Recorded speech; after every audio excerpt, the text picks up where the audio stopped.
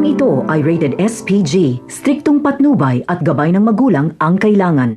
Aaminin ni Olga kay Marites na kapatid niya si Ramon. Ihuhulog ni Olga si Marites sa building para iparamdam kay Tanggol kung gaano kasakit ang mawalan ng mahal sa buhay.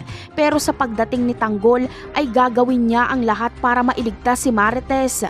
Bagamat makakaligtas nga si Marites ay si Tanggol naman ang malalagay sa alanganin.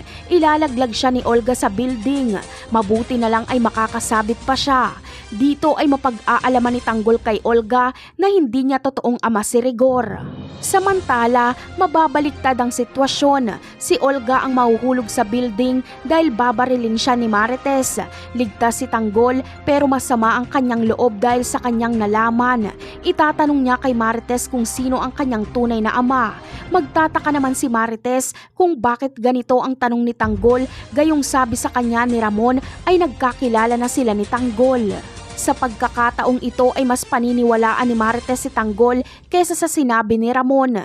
Iisipin ni Marites na baka hindi pa talaga nakilala ni Ramon ang anak niyang si Tanggol at ginagamit lang ni Ramon ang pangalan ni Tanggol para makahingi ito ng tawad sa kanya.